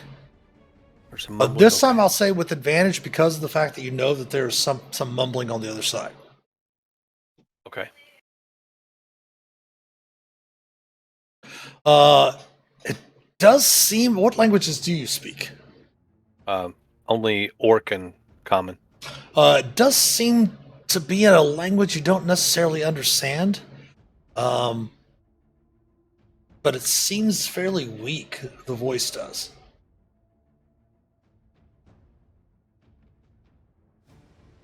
Okay. I'll whisper that to Phelix that it sounds like a weak voice.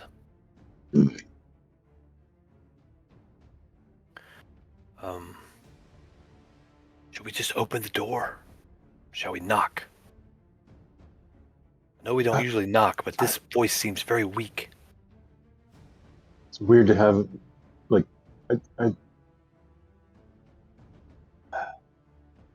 Hannibal, any ideas? Weak voice. Knock. Just go Knock in. at the door and say housekeeping. That's what they do at the inn. Oh, okay. and that's what Ulmor does. He knocks on the door and opens it and says, "Housekeeping," and walks in. As you enter into the room, the walls of this room are carved with images of open books. The pages of each are filled with cramped writing. A simple sarcophagus is carved with the image of an older male dwarf holding a quill and book. To the east, a metal lever built into the wall stands in the up position. A frail gnome, his shoulders bent with age, ponders the lever. And upon entering, he's saying that the gnome turns again, bent over. It's like, oh, an orc! He kind of starts to move slowly back over into the corner.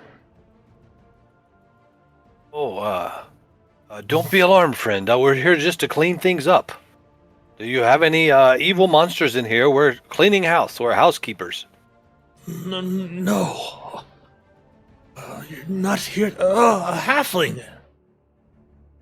Are you Don't be alarmed. Are you adventurers? Yes, we are, indeed. We are the heroes of Phandelver. Have you heard of us?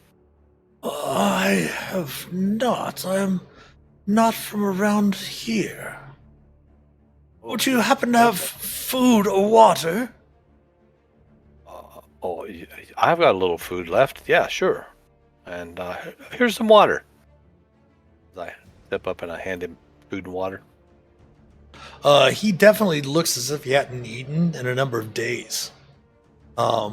But he definitely accepts it. You can see that he does have a water skin on his hip, but it definitely does not seem to be even close to being full. But he takes the rations that you hand him and scarfs them down fairly quickly, ravenously. Water's easy enough to replenish now that the Hydra is no longer making its home in the water down below. You've destroyed the inhabitants of the pool? Oh, yeah. All of its heads. That is how I came to this place. I came via an underdark passage that led to the pool. I swam past the room's treacherous inhabitants and was delighted to find the work here on these walls. Oh, my apologies. My name is Rivi Bedell.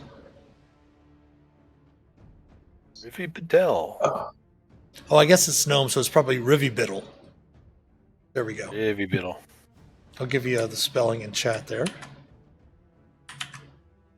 Maybe. Well, yeah, we'll say Rivi Biddle. We'll say Rivi Biddle because it's a gnome. Well, pleased to meet you, Mr. Rivi Biddle. I am Ulmor, and my colleagues here are also with the Heroes of Phandelver. We are here to clean the house, if you will. We're on a mission. Are you on a mission? Oh, what keeps you here? You don't have any food. You're so hungry. Here, and I pull out some more rations. I give him a little more food. He definitely takes it from you, and he's like, I'm a historian and a follower of Dumathoin. I ran out of food days ago, and forgive my appearance, but I'm not actually this old. Oh. Well, hunger will do that to you. I've been famished before. And Nay. I came here to pursue one of the few known copies of Key of the Hidden Gemstone, a book. I, of course, worried that I would run out of food and water before recording all of the texts, but I went to scout the passage to the northeast and ran afoul of a pair of restless ghosts. Their visage was horrifying, and this is what it's done to me. I did not know what to do, so I retreated here, and I've ran out of food. well, that sounds horrible. Thank Dumathoin. Did you happen to? Thank Dumathoin that you've arrived. Dumathoin, Hannibal, show him your shiny necklace. I show him the shiny necklace.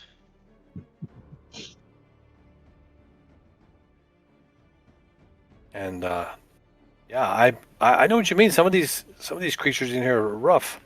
We met this big clay monster dwarf statue thing, and ever since I've fought it, I've been craving chicken soup. I don't feel so well myself, but you look pretty bad. I'll just say you might need some rest. What do you think? What do you think we should do, Shelrin?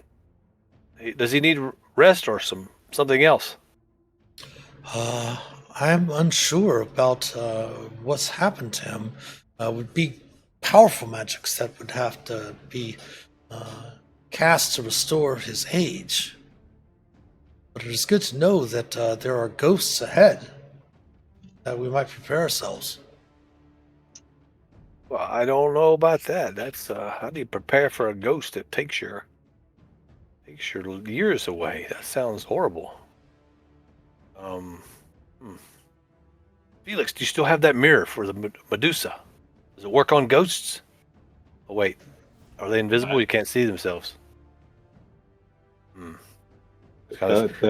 What mirror? That wasn't me.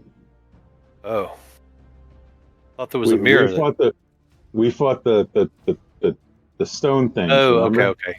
Yeah, who had the mirror, or just the mirror was in there? No, Shaelrin had to pull it out of the mirror, and Shaelrin and Hannibal Hannibal had the mirror. fought Okay, the Medusa. Yeah. That's right. Felix was with me. But Felix, just to note, you are a Order of Scribes wizard, right? Yes. This guy just mentioned a book that he's been copying, and not a single person has asked him once about this book. I actually kind of thought he was talking about the book that Hannibal had. So. No, the book that Hannibal has called the Granite Ledger. Oh, okay. And he was talking about copying a book down here and from the crypt. Ulmor says, well, what are you doing in here? There's a lever on the wall, and there's a sarcophagus, and you're looking for this hidden gemstone book. So what gives? What's so special about it? Why did you stay in here looking for this book? Well, I stayed in here because I was afraid of the ghosts. Oh. He's literally on death's door. He copied the entirety of the book, but the last half of his copy is as he hands it over so you take a look at it. You can see that last half of the copy is in a very shaky hand due to his condition. He does mention that the work of the book's author is named Thorgrin Ironquill. Let me go ahead and give you that name in chat as well.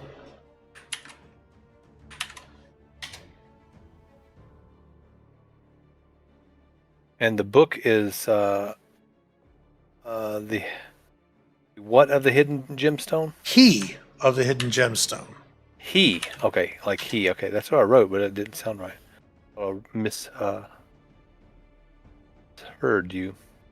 He of the hidden gemstone by Thorgrin Ironquill. And what is so special about this book, Mr. Rivy Biddle? Give me 1 second here.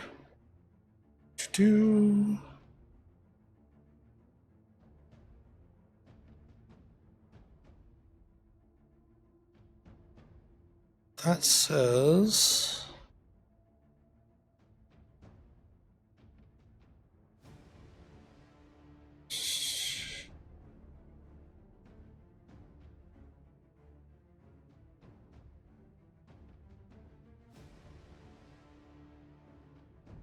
It's not giving. It says there's information at the beginning, and I looked at the beginning here.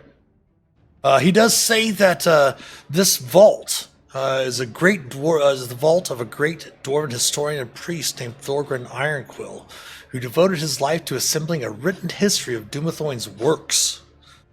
Thorgrin's masterwork, He of the Hidden Gemstone, is more fable than history, but his pupils copied the entire text into the walls of this resting place, and he kind of gestures around to all the script and the books and pages that you see inscribed on the wall.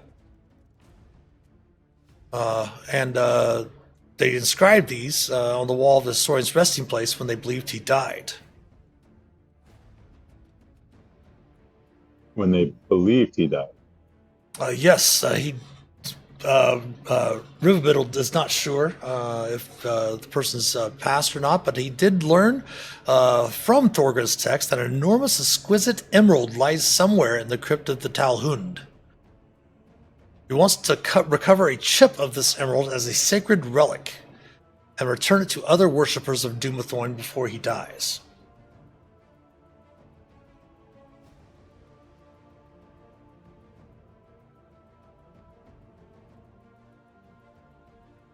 Well, Mr. And Riverbittle, then- did you find anything else in here? Did you wanted to find the book? I have not been through much of the crypt, but from the writings, there are a few things that I have learned about the crypt. Of course, this is a blessed site. Talhundreth above was once a significant holy site for followers of Dumathorn. Generations of their priests, called the Talhund, are buried in the crypt of the Talhund here beneath the temple. The crypt was once one of Dumathorn's most sacred places.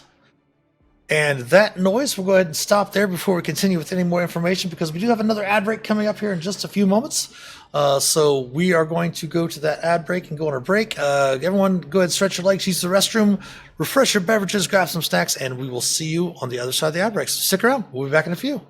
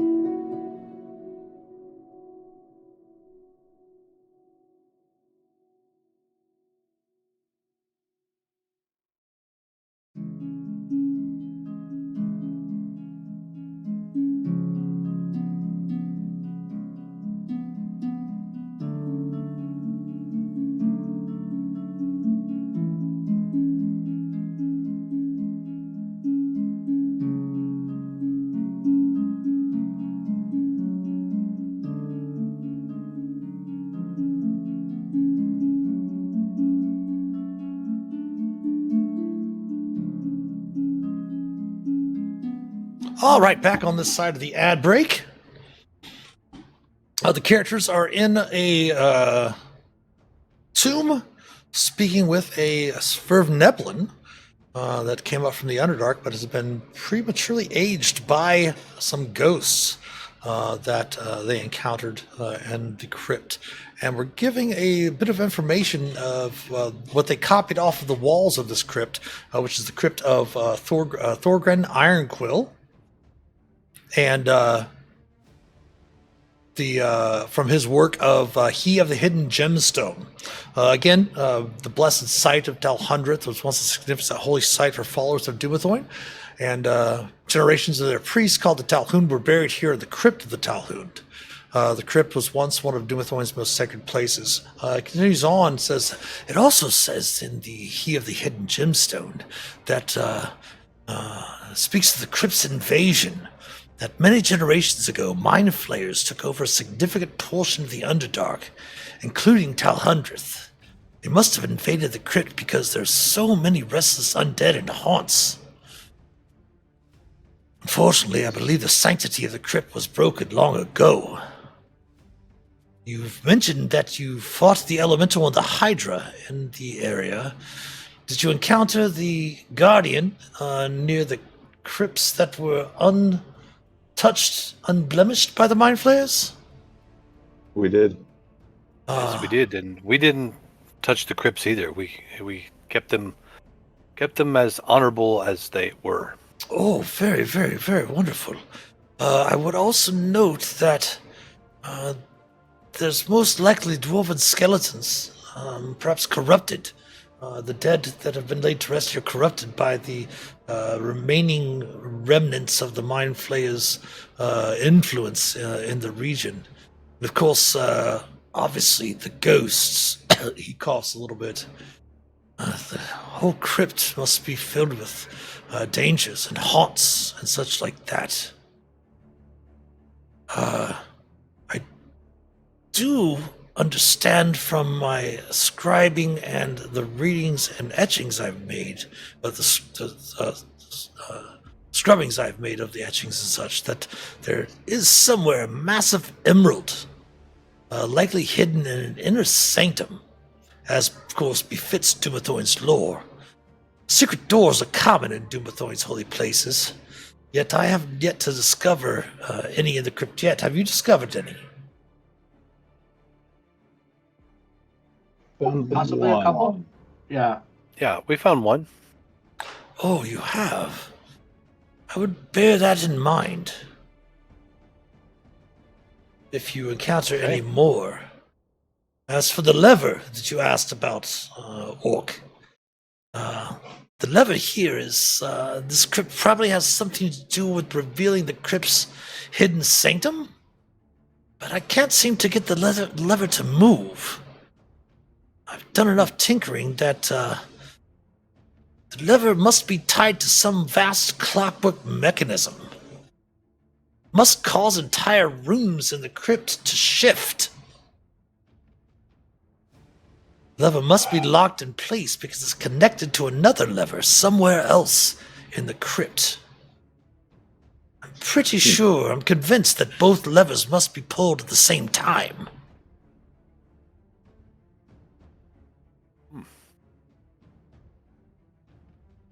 Well, I was gonna say I could dust my hands off and I can pull it really hard. You know, I've known to pull a lever or two in my day. If you wish to give it a try, you can. Sure. I don't know where the other one is, but I can try this one. Excuse me, Phelix. Kind of step up and grab a hold of the lever and I try to pull it. Okay. It is in the up position if you want to try to pull it down. Go ahead and give me an athletics check.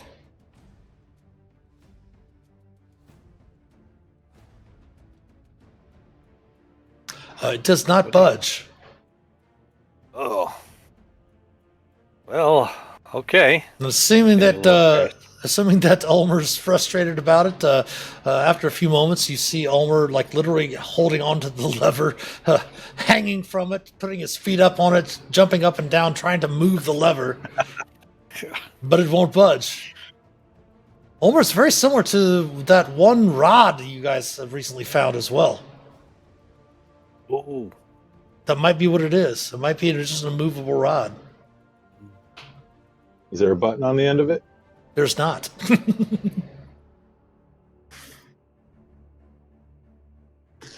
But the gnome, kind of watches Ulmor trying to move the lever and turns to the rest of the group and says, I don't believe I have the constitution to continue on, however.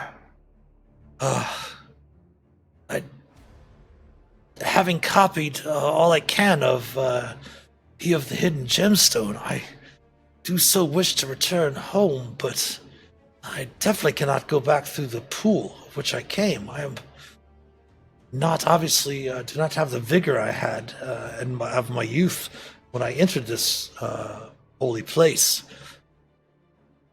Would there be some place that you know of that I might be able to recuperate before I start my journey back home? Where are you from? You said Phandelver. Yes, it's town. We have a place that you could rest. We have a small little, I guess you'd call it a nice little house, if you will. Oh, well, I would be welcome to stay there. I would be happy to stay in Phandelver for the time being if you could show me the way. Oh, sure. And Ulmor starts drawing in the dust on the floor. He says, well, here's the forest and here's the mountains. And he starts using his finger to draw some little diagrams. And he puts a big X and he says, that's where it is, right there. See? You see him actually pull out of his satchel. He does pull out some writing tools and such like that out of a satchel and begins jotting down a map. And you can help create and correct him as he's drawing the map out from this location back to Phandelver. Now, are you sending him back to the town proper, or are you sending him back to your quote-unquote clubhouse, as it were? Don't we have someone there at the clubhouse waiting for us? Orsong, right? Yes. Orsong is still staying in the town. But she did. She did bring some of the townsfolk and some of the children of the town back out, and they did redo and set up and clean up the house for you all. Okay, so maybe we should just send him back to town to help. Maybe he can get some assistance. Anybody got some paper so that we can write a note? Let them know that he's a friend there with our. Yes. Yeah, Ulmor does. Ulmor's got navigation tools and some pen and paper and some little scribe things, so he can. He hands it over here because his note would not be very, it would just be like, he is friend. Oh, they would totally know it's from Ulmor. Yeah. That might be good then. But as he kind of packs up, and he does ask you, he hates to trouble you again, but if you might spare a few more rations. And Shaelrin does pull out some rations since she can create food and water, and goes ahead and gives him some more rations, and informs, of course, now that he knows that the Hydra and the water elemental creature are gone from the pool, he can replenish his water skin at the pool there.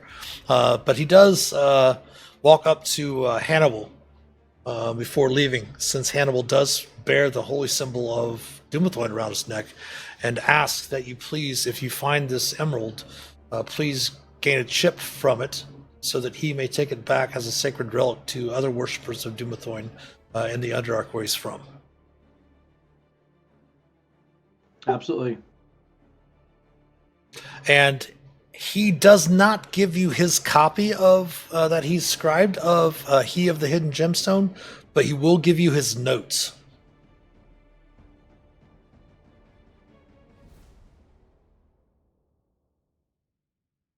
I tell him Dumathoin approves.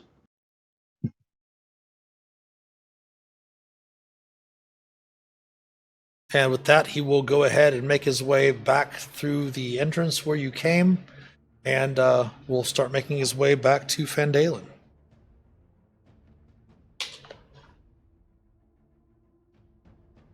Rivy Biddle, See you later.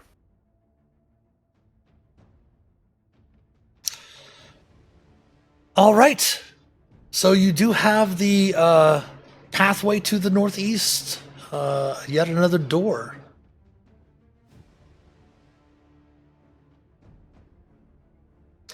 Hannibal, with your passive perception, as you step up there, you do note there's another secret door to the east. Ooh. Did Ulmor listen at this door? He has not yet. I will. Okay. You hear silence. I tell Ulmor coast is clear, and I will try to stealthily open the door and poke my head in. Go ahead and give me a stealth check. Okay. You see a sarcophagus. Images of the Temple of Talhundreth adorn the walls of this crypt. A sarcophagus in this room bears the carved image of a dwarf woman wearing a large ring. As the door to the crypt opens, the sarcophagus lid is pushed to the side, and you see a dwarf skeleton rise from inside the sarcophagus, bearing the trappings of a priest of Dumathoin. I hold out my holy symbol of Dumathoin and tell the skeleton to rest. Give me a religion check with advantage. Oh. It is initiative.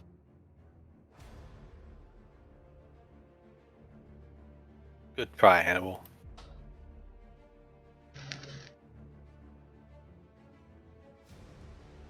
Oh, you had a really good chance. It was just unlucky rolls.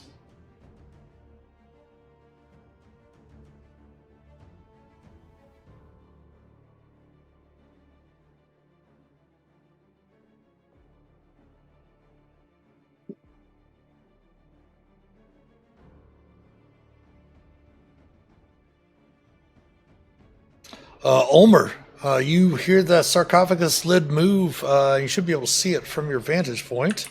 Yes, you can, indeed. I will lightly step around Hannibal and say, I thought you told it to rest. I think we're going to have to put it to rest. I'll step in. That's 5'10". Come up and I'll try to hit it with my spider staff. Okay. A 12 will miss. Barely. Okay. Swinging once again. Critting. Oh, not raging yet, so No worries. ignore the rage. It is not going to take any poison damage because it is immune to poison being undead, but it is vulnerable to your bludgeoning damage. Okay. So you did 9, so it will actually take 18. Okay, and bonus action, I would like to try to knock it down. With your prone shield? With my shield, yes. Okay, go ahead and give me an athletics check. 12. Ooh. Yeah, only a 12. It will dodge to the side. Okay. All right.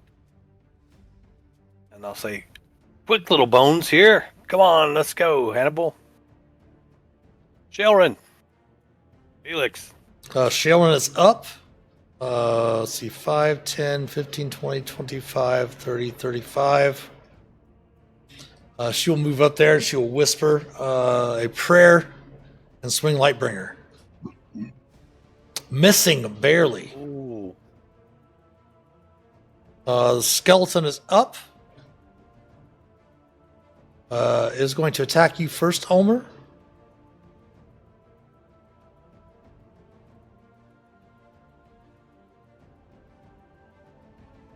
AC of 12 will miss. Hannibal.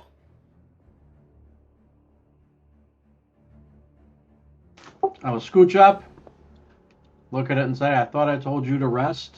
Swinging Hue. That will hit. And that will finish off the skeleton as it crumbles back to bones, falling back down into the sarcophagus. I will respectfully, gently investigate this sarcophagus since it's open. Again, from the rooms prior, you noted that the creature does have a gemstone embedded in its chest, in its ribcage, in the sternum, which is very holy and sacred to the followers of Doomthorn. However, you also note that inside the sarcophagus is a pristine-looking ring, very similar to the ring that was on the cover of the on the lid of the sarcophagus. I'll call Phelix over, see if he can tell me anything about the ring. Give me an Arcana check, Phelix. Arcana. Nice. 24.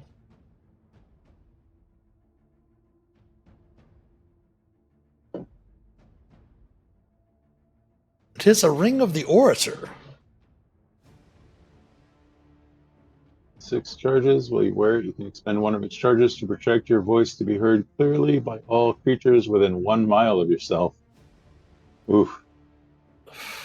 Magical stone. No, magical silence. 1 foot of stone, inch of common metal, 10 sheet of lead, 3 feet of wood blocks projection. That has Ulmor written all over it. The ring of the orator. The ring of the orator.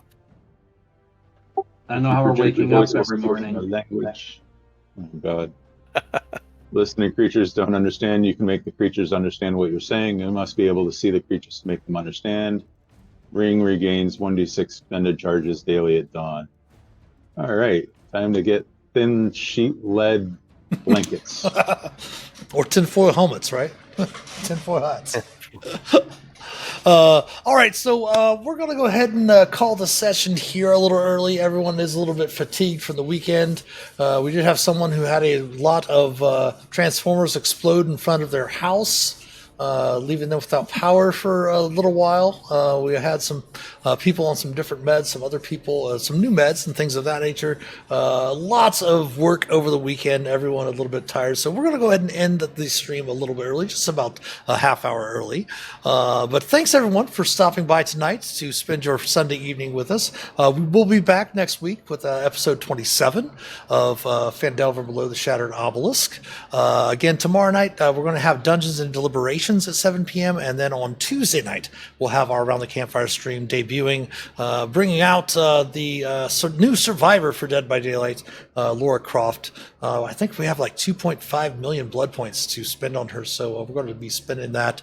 There's also a live stream during the day on Tuesday that we're going to check out as well. And then, of course, we'll be back to our normal stream schedule for the rest of the week. Wednesday, A Walk Amongst the Plains, and then Thursday and Friday, Dungeon Delving, as well as our Dungeons and Delving stream on Lotro stream on Friday from 7 to 9, and then back here on our own channel at 9 p.m. But thanks, of course, to all of our supporters, especially our patrons from Patreon. If you'd like to help support the channel, please consider becoming a patron. Patreon.com/Master of Dungeons, or subbing here on Twitch, twitch.tv/TheMasterofDungeons. We do love your Prime subs as well. Again, thanks, Prince here, for the resub with your Prime. Of course, the link to our Patreon page, as well as our YouTube channel and all of our social media accounts, can be found in the About Us section below here on Twitch. If you would subscribe to us on YouTube, it is free to do. Like and comment on the videos, share them with your friends. Follow us on Facebook, Instagram, Twitter. Give us some likes, retweets, all of that good stuff. Every sub, like, and share helps us immensely.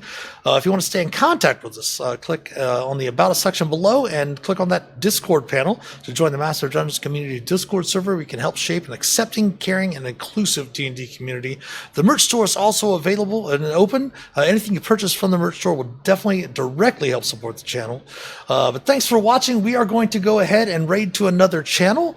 So give us a few moments to get that into to chat. But until then, of course, thanks for watching tonight.